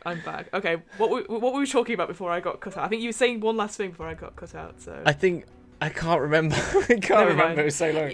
I'm sure you'll edit on you anyway. Whilst I think I will. I'll figure it out. And I think the point was, we were just talking about that the soul. I think that was it, and this gem, and I think that was all I can remember we were at last time. So we're going to have a prophecy now, which is going to influence our future. So that's your turn to roll. That's my turn. So this is interesting. So these are like, obviously you like write down 3 aspirations or goals that you want for your character and what you want to achieve over the course of the campaign. So again, it's another sort of session 0 thing, which I think more and more people are starting to do now that there's more of a storytelling role into this. And so, yeah, these prophecy goals there's like immediate goal, a long-term goal, or a goal to conclude your character arc. So we're gonna do just one, I guess, aren't we? So we roll it. It's very interesting because first time I returned to D&D, so not when I did 2e, but when I came back to 5e, my GM, again, great GM, who is a game designer generally, so I don't know why, that might be why, and had a very realised world themselves. We had a session 0 and really had to go through sort of backstory stuff and make the place that we were from and stuff. So it's interesting that I always thought that was the norm until I met other people going, oh, that's actually, no, a lot of people just go for it. And I'm like, oh. It's just weird how different. I guess. Hang on. Let's do this bit. But I have a point I should come back to. So I'm gonna roll the d20. Sorry. Let's go. It's a 7. I will become a hero of the war between the Dwendalian Empire and the Kryn. I will be haunted by the atrocities I witness on the battlefield. Well, that's interesting coming from the Kryn Dynasty as well. That's pretty. Well, I think maybe this is it then. So this is your journey. Evil brother. You find out. Is a bit, actually, they're becoming a little bit like Essex, so I'm going to try and change it up a bit maybe, but they're dealing with some I'm going to say necromantic magics. So like a huge like a broken away branch of the Cerberus Assembly, and maybe this is the relationship to the friend whose soul was taken as well. I'm seeing this. That's gonna be the twist, that it's all connected. It's all connected. Yeah, and that's why they came to you. The key unlocks something specific. But in the midst of this, you're trying to search for this necromancer who's trying to raise it maybe go as far as raising a deity, turning himself into a lich. You get caught up in the battlefield, and you end up having to take on more than you realise that there's bigger stakes here. My family back in I forget where we're from now. Rothold are going to be torn asunder if we don't sort this out, and you become hero of a battle. But what about the youngest sibling? I think we're going to do a Katniss Everdeen where Prim dies. I think your sibling, the youngest sibling, whilst dies you're on the battlefield. That's when you take your eye off and that's what haunts you, is because you've taken your eye off your initial goal, which is to find this evil half brother. And in that time where you're off saving the world, and maybe you get a bit too in love with the idea of being a hero, you get some pride involved. Absolutely. This sense of like accomplishment. This Time Lord victorious, yeah. Yeah, and then you realise that in that intervening time, whilst you're becoming a general, captain or whatever, that's when your family actually loses, and then it's a quest. That's where the key comes in, because the key will unlock another soul, and you bring back your sibling, and that's how your friend sacrificed himself, and they knew this was going to happen. They saw a prophecy themselves, and it all ties in, and that's the end of the story.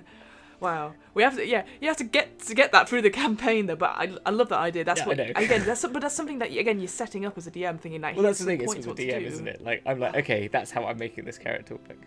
Yeah, I think, and you can offer it there, and then again, it's that sort of collaboration. It's like, oh yes, and that not so sure. I think those are like perfect breadcrumbs. Look at that, that's so cool. All this stuff. No, we love our tables, and we love this sort of thing. I think this whole this heroic chronicle and this prophecy stuff really interesting and really cool to do like a backstory for your campaign. Now, you were saying just now about this, your session 0. Really in depth. You created your own hometown and stuff like that. Really cool. I saw someone tweet recently. I won't name them because they said they don't like having their characters or themselves, their players, doing work. They come to have a good time on the game. They're happy to help, but if they're asked too many questions, they're like, no, I don't want to do the work. I find that's really interesting, because as my sort of play style is that I usually ask questions. I usually say, to get people in they're getting warmed up and stuff, I go, okay, what's one thing you spot on your journey there that you go, you notice that's something different. It doesn't impact the story, but it's like, I notice that because my character's like this, and it's just like it gets them to think in that character. So something like that, what you're saying, that really in-depth character building stuff, I don't know, like for me, I'm like, I'm all about that. I'd love that sort of thing, because I know that we're going on to bigger campaign and you're exploring all the stuff that you've created. But if you're a new person who's just trying it out, they're like, oh, that's a little bit much for me. So I find it really interesting. What do you think about that? This idea about the player GM workload in creating stuff. Yeah, I mean, so in my campaign that I ran at the beginning, so we started a new campaign at the beginning of the lockdown, and I had, so with the same people, with the GM that had the session zero, so I sort of took on what they did and sort of said, okay, like, I used the same format he had, which is a good series of questions that was like, where are you from? Who are you? What's you like? There was some. Yes, I can't remember them off the top of my head, but I could find them. But I used the same thing. But one of them came to me and said, "You make it up for me." Like, I don't know what I'm doing. I'm not sure about this. I'm not a writer. I don't know. So I was like, okay, fine. So I made them a clone of a wizard that escaped, and they have no memory of it. And then suddenly the wizard's coming after them to get them back. Amazing. It was like, well, and that came free reign. Yeah, exactly. You gave me free reign. You're gonna have to deal with this because I'm gonna force some RP on you. Because if you're not gonna do it, then How interesting. It was fun, and actually they really went with it, and actually having the freedom with one character was actually quite good. It was quite nice to have that sort of to create a BBG that no one was aware of from their backstory. Because I love to have it all tied into their backstory, the story that I'm creating. But it was nice to have one that was tied to a backstory that was a secret still for them in some respects. So I like that. Yeah, that's interesting. Yeah, I think that I definitely, for me, I like a bit of both, but I quite like that if somebody was really struggling and like, all right, give me some literally anything and I will make something for you, and obviously we can tweak it from there. And I think because obviously as we're very creative stuff anyway, but yeah.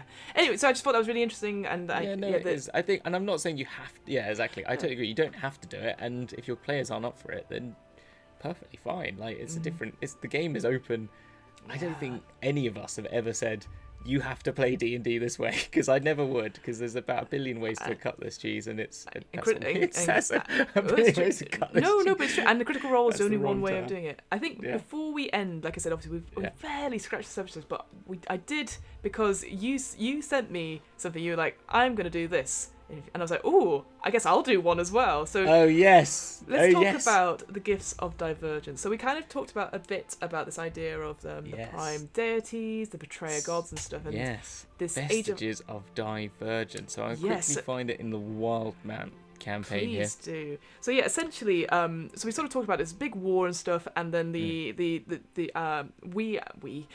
people of Exandria asked for the help from the deities, but when obviously that didn't go well, and they had the calamity, and the prime deities sealed themselves away along with the betrayer gods beyond the veil, they gave out artifacts, or they gave out articles during the battles and stuff to be like, here to my champions. Acolytes, basically, their main champions. Yeah, that was it. That's it. And it gives some advice on how you would create it in general. Now, we've done on DM's Book Club before making magic items and artifacts before, but obviously this is quite nice because there's a little twist into it. Like, it gave some really cool examples and stuff, and like, hey, take one of the gods, think about what you want to do, and then do the following process. So you created your own vestige of divergence. So do you want to... And you created... Oh, well, actually, yours comes up first. Oh, does it? Oh, no. Oh, no. Well, no, I could quickly just... No, you don't look. Yes, I made a vestige of divergence. So I made the Cloak of the Jaeger. Right, so I saw this as the hunt. It could be the Wild Mother, but it was sort of similar to the Dawnfather's. I forgot the name of the wolf that sort of protects the wild. But I see it as you could implement this to any of the sort of druidic or ranger style deities, if you so wished. So this is our little I did a little bit of graphic design. Did some drawing, guys. Did some bloody drawing. He sent me that picture. I was like, well, I have to create one now. Yeah, I did a little drawing of a cloak. So the idea is that so I'll read my little bit of text. Yes, please. This legendary cloak worn by each huntress of a long lost sect that kept at bay that which lurked deep in the darkest corners of the lands holds an affinity to the wilds it once crept. So it has and then it has 3 states. So each of these have 3 states. They have a dormant state, which is you find when you find it, an awakened state, which is so as you level up, but also as you gain attunement in a more philosophical way, or however familiar way or something. But yes, you use it more and more. or even you might reach at a climactic moment. You're in a moment of peril, and somehow it awakens for you. But yeah, so it has these 3 states, and then an exalted state is normally when you're about level 12, 13, I think it was, and 8 was the awakened. So the dormant one is the bearer gains advantage on all survival and nature checks. So it's kind of a, it's a good hunter's cloak, very good if you're going to track things. So then the awakened state, a quickened flash of the cape as it moves through the air with a lightness of feathers and a sharpness of steel. Before I could even react, I'm sort of going into single person there. It's very badly written. No. This is done in an hour, okay? Yeah. Once awakened, the following advantages are bestowed. You gain advantage on all initiative checks. This is quite OP, by the way. Oh, yeah. You gain +2 to your dexterity score, so that's basically +1 modifier. And then you also add +10 feet to your movement speed. So I see this as, again, it's this sort of hunter, you're going to be quick off the bat. And I have the idea is that the cape starts moving a bit like Doctor Strange as it kind of moves a bit for you. So it's sort of, so that's why it sort of moves. Did I even react? It kind of gets me out of the way. It gives you that additional dexterity. And then in its exalted state, it now holds itself aloft in the air and flows on currents untold, twitching at sounds even I can't hear. I wonder now if it's I who wears the cape or if it is but the other way round. Da, da, da. Yeah, I know. So again, I had an hour. So this is where once exalted, you get this. You can no longer be surprised because it will like, it's click there. It Points. Yeah. Yeah, exactly. +3, which will mean you probably get yourself up into another modifier stream. And then dexterity. And I have this one, which I sort of took from, which you didn't talk about, the campaign homebrew rules, which in Tal'Dorei, but this sort of idea of being able to resolve yourself to keep. And I used this, I tried to make a Jaeger class before, and I kind of had this as well, which is that once you have a quarry, you can treat a short rest as a long rest, once per day for your con score -10 days. Ooh, that's pretty right? Good. Yeah. So once you've completed your quest, you will then gain the number of exhaustion points equal to the times you use this feature and must rest for that number of days per exhaustion point to overcome them. So that you can resolve yourself to just take a quick cat nap for 3 days, let's say, maybe, whatever your con modifier is. But at the end of it, you're going to need to sleep. Otherwise you are exhausted. Yeah, absolutely. Yes. So it's that. So I sort of see the idea that, and I think that would be a useful thing, like the ability just to get rid of some of those short rests to make them gain some. If it's a ranger as well, they're not that much. Yeah, definitely. That's so cool, and I love that. Like again, like it really ties into the story and that idea that you would tune to it, and again, lots of flavour in there. So I thought that was really really cool. So I saw that and I was like, it is something completely different. Yeah, and you're gonna go. You went for. What was it? They're called the Betrayer artifacts. Arms of the Betrayers, that's it. So again, going back to these sort of lesser gods that have been sort of left in Exandria after the Betrayer gods have sort of left. And so I was looking through and I was thinking to myself, what do I find horrible? And obviously it is spooky season. So I was like, Vesh, this idea of like almost like a fae-like creature, but it's undying, so all these zombie stuff. And her little section is pretty gross. This idea that she's like again, is looking for her mate and will consume them. And she's married to the character in season 1. Is she? Well, there you go. He's forgotten his name. He's played by Will, who was in. No way. The kid child actor Will. Will Wheaton. No, not Will. No. The other guy. Yes. We're very bad at this. I had not realised that. Anyway, the point is that this idea of like zombie-esque type thing. So and her symbol. Kishore. There you go. Thank you. This idea that this idea of eyes and this claw stuff. So I came up with the Ring of Vesh. And looking at it, the Betrayer properties, artifact properties, it doesn't really say too much for the vestiges per se, but in Betrayer properties, it says it's similar to the same manner of it, essentially. There's a dormant state, there's an awakened state, and there is a exalted state. So in this one it said, like, okay, for the dormant state, it has one minor beneficial property and one detrimental one, which, weirdly, I don't have up right now, but I will get that up. Sorry, boring. whilst I open your document. So yeah, in Dormant, the minor benefit is whilst attuned to this artifact, you can't be charmed or frightened. Pretty cool if you're at a lower level. The detrimental one, though, is when you're attuned to it, animals within 30 feet of you are hostile. So again, in my head, it's like that idea that they can sense something's wrong. You know, when dogs bark at evil things and vampires, I was like, yes. That's what I was thinking, like, oh, something's not right, so everything against you. When it's awakened, the minor benefit is that you get a 3rd level spell, the DM chooses you, and you can cast it as many times as possible. Again, on a roll 1 to... Oh, no, roll it... Sorry, I got this wrong. Roll a d6 on a 1 to 5. You can't cast it again until the next dawn, but it's like a free spell. And of course, I was like, animate dead. That makes sense as a 3rd level spell.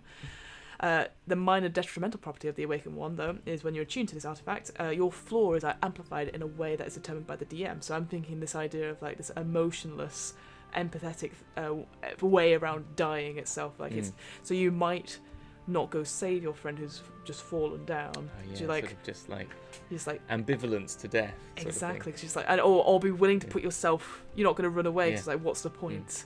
What's the point? Yeah. So, but of course, it could be depending on the floor as well. So anything like that, so anything lacking emotion, I thought would be quite good.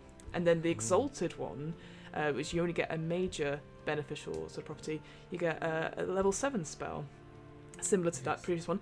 And I was like, Finger of Death. Of course it was. Of course it was, because it's an awful spell, but it's such a cool spell. It is such a cool thought. And there's a little picture of it there. I did a little sketch. I love it. Of an eye in there, but. What I suggest we do is we're going to tidy this up. Yes. And we'll put it on the DM's Guild. Yeah? Yeah, why don't we just do that, right? Yeah. We'll just put a little vestige, the 2 vestiges on there. We'll put it free, pay what you want. Pay what you want, yeah. Pay what you want, but you can go on there. We'll put a nice little cover on it. Yeah. And if you want DM book club, let us know if you ever use it. That'd be cool. Yeah, and we'd love to see if you use it. And yeah, just go find it there. And if you use the link. There you go, www.dragonsteel.co.uk/DM's Guild, all one word. That's our affiliate link, and that means if you buy anything on there, we get a little boost. But if you just go and get this pay what you want, just do that, and it's always nice. Look, I mean, amazing. Like, we've created so much content for us, and also had a great time. Was there anything else we wanted to quickly talk about? There is one thing I want to talk about, because breaking news today when we recorded this, which is just a week before, but look at this page. Critical Role Call of the Netherdeep, the first major adventure set in Critical Role's World of Exandria, has just been announced. Literally 20 minutes before we started recording this, I went to D&D Beyond and it comes up saying, by the way, pre-order it now. And I was like, what? So yes. How blooming coincidental. But available March 15th. So this is very interesting. So instead of like an actual campaign setting, it feels, you were saying that it was like new adventures and creatures and things. So it's all, and obviously it's with the run-up to Marquette and stuff like that, so it's already been developed and stuff, so very interesting. I'm very excited. I wonder if it is the same story or not, but at least it says it definitely is going to introduce a bit more of the Waste of Zorhas, which we did see a bit of in the last campaign, and there is some in Wildemount, but also the continent Marquette will also be introduced, as well as Ankarel, which is the main city, Oasis city there, which is where I've forgotten his name now. There's too many names available. There's too many names. Oh, yeah. And there is actually. Sorry, I completely forgot this. So again, there's some incredible minor characters in both these books, and obviously they've got a really cool description of each one of them. And like if you go into like the Dwendalian Empire, here's like 5 NPCs that are quite important. So like the kings and stuff like that. What I will say though, and I've not seen any other book do this. I know probably Homebrew does it quite a bit. It gives obviously genders and alignments and stuff, but there is inclusions of non-binary and agender. Minor characters as well, which is quite cool. Like again, I know more recent books are saying like, hey, make it up, or or they can be whatever, and obviously giving that freedom. But to actually see that printed in a D&D book, I don't think I've ever seen that, and I was like, that's really cool, actually. Yeah. So I did mean to point that out. And I think Critical Role is been very good at trying to promote more of that sort of inclusivity into their shows, and I think that was one thing that I think actually it did really well for D&D. I can't say if that's the only one that was doing it. I don't know enough, but all I remember from it is thinking, this is playing actually really good, intricate characters that are not just your generic, binary characters. Yeah, seeing or seeing characters portrayed in such ways, like obviously a positive light, and as being regular everyday things. I think that is so. It's just seeing that representation, and the same with diversity as well. I know Critical Role are making progress to try and be more diverse, because that's one of the things that has been leveled against. No, there is that, and I'm not. Yeah, exactly. There are still diversity issues that need to be addressed, but I think at least in terms of sexuality has been definitely much more broadened to in that than other shows beforehand. So that's really positive. I'm going to give another recommendation out there. So again, if you're thinking, I want more shows that are diverse and stuff, I actually do want to promote Rivals of Waterdeep, which is an all-black POC cast, and what's really cool about them, so they're on their 11th season. It started like 3 years ago, and I must say so every time they do a season, it's always like 10 episodes for that. It's a different GM from one of the players, so it's rotating players and stuff there. All of them are very good. Quite a few of them actually are on Into the Motherlands, which is their other sort of show as well. So I would highly recommend, if you want to see some interesting and different DMing from different GMs from each season, Rivals of Waterdeep for sure. I need to catch up, because it's one of those ones that's really, really interesting. So again, if you're looking for a fix and you think, not so sure about Critical Role because it's too long in episodes, their episodes are like 2 hours long, and you can dip in at any point at the start of the seasons because they do a great recap as well. Okay, cool. Awesome. Oh, I have to check that out. There's so many good. There's so many. I know it's not enough time. It's not enough time, but I think for now we'll put Taldori and Wildemount to rest. Thank you so much, Hamilton. Thank you. I'm actually so excited for season 3 now. I'm really looking forward to it, and I'm actually really excited because they're doing a new way of scheduling as well. They're going to do 3 episodes on, 1 episode off, like building in breaks. Very good. You don't having no DM burnout, etc. All pre-recorded as well, which I also think is really good, because as you and I both know, it's so much easier to do stuff when it's pre-recorded. Yeah, I think so, and I think I think also just as well DM burnout. I think it's nice just to have that break for everyone as well sometimes, just to because they are big episodes, and if you want to keep up with it as it's going along, having to every week find 3, 4, maybe 7 hours to watch it to dedicate it. I do believe they're going to have something in the week off though, whether it's like a one shot or whether it's just other content. So that'd be really cool as well. But it's gonna be an exciting time, and I think whether you're just starting on your Critical Role journey, or if you're a veteran like me and Hamilton, you're like, oh god, here we go again. It's good fun, and it's just a nice example of seeing how D&D has impacted not only the lives of these players and this DM, but also quite a lot of the community as well. Yeah. So 100%. With all that out of the way, Hamilton, is there anything you'd like to plug?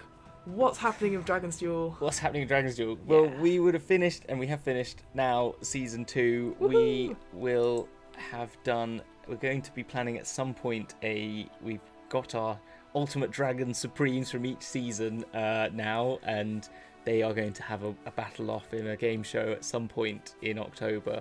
Nice. But then we're just having some fun plans in the background that I can't quite say yes to what they are yet. But the only thing I can say is that the podcast of season 2 will finally be coming out. Yay! Because I have been really bad at it, and so I've recorded all my intros and outros. I've recorded all the bits for it. I just need to put it together and get it out there, and it'll be coming out on Mondays for the first part, which would be your body stuff, your strength, dex and con, and then on Thursdays with the mind stuff. So, splitting it up, very clever. Int, Wiz, and Charisma. And then for some of them on a Sunday, you'll get some backstory shows, like we mentioned earlier, and then the one-shots we did from Season 1 and Season 2.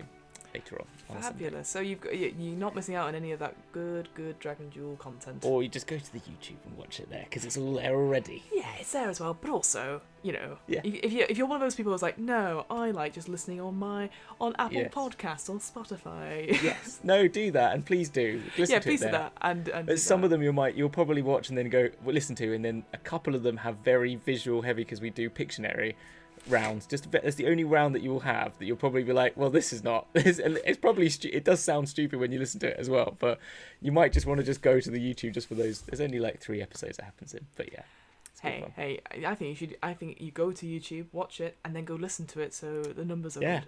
Do that. Do that. Do both. That. Forget Critical Role. Just Dragon's Just Duel. watch Dragon's Duel on repeat.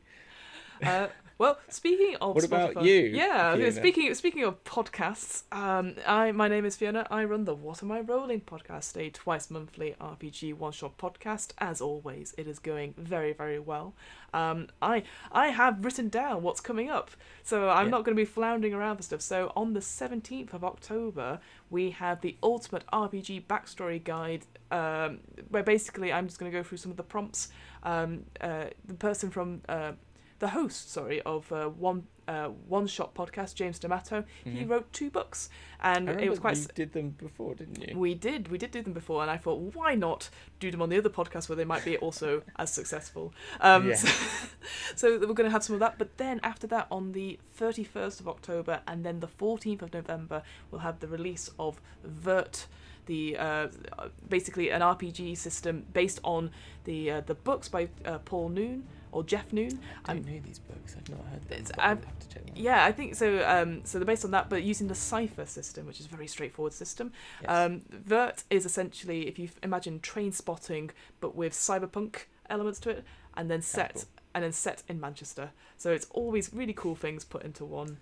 And it was a lot of fun. We had Rob, who's on a podcast who I don't know, but I will definitely put in the show notes for this. Off the top of my head, I can't remember, but he was very, very good. He's from Manchester himself, so it was as someone who used to live in Manchester, I felt very, very at home. So I do check that out. So that will be out on Halloween and then the 14th of November. And then finally, of course, we have an offer code for Third Space Gaming, your local friendly game store in Burnley. If you want to get 10% off your first offer, you just put in the offer code DMBC into checkout, and you can be on anything you want, whether it's a new RPG book, whether it's new dice, if you want to do some more rolling and make some of your own Heroic Chronicles, whatever it is. So that's DMBC into checkout. And there we go. I think that's all the plugs. Oh. I think that is all the plugs. Yeah, that's everything I've got to plug. That's all we do. But come back every week to see us here at on the Twitch channel. That's the other thing. If you're listening to this, completely forgot we do this on Twitch. It is on Twitch. That's the other one. So I have remembered one. If you do want to watch this live, or not, but you want to with a visual watch this element, live. Yes. When we've got pictures, we're showing bits of the books that we're going through and our vestiges. You can see our pretty vestiges. You can find that on twitch.tv/dragons_duel, and we're on a Thursday at 9 p.m. British time and 4 p.m. Eastern Standard Time. Apart from in a couple of weeks when it's all weird, but we'll just stick over that every time. Just 9 p.m. at British time, so GMT or BST, but it will be GMT from Halloween onwards. Exactly. So, there you go. Yeah, and well, Hamilton, what's happening next week? It is Halloween after all. It is Halloween, and so for that we are going to be looking at the Ghost Walk campaign. It is a very esoteric, not very well known 3E campaign guide. We talk about it really more from this very interesting theory that it has of the dead walk. When you die, you turn into a ghost, which is not like any other ghost, and they can sort of still exist in the world, but in this incorporeal form. And the land of the dead is a physical location that one can access and go to. So we talk all about that. Yeah, and how you might put that into your D&T campaign. Exactly. No, it's very fascinating and really interesting as well. I'm sure we'll be doing lots more other sort of campaign settings from previous editions as well. Obviously, well, again, if you've watched this, because we've had the Future of D&D one, obviously the more settings being revealed and sent out and stuff. So who knows what other settings might suddenly reappear in 5th edition. Exactly. So we might have to do more deep delves into those. Exactly. Yeah. Okay. Well, that is next week. I'm excited for that. Yeah, it is. Well, until next time, friends, thank you so much for watching. Thank you so much for listening, and we'll see you soon. Love you. Love you. Bye.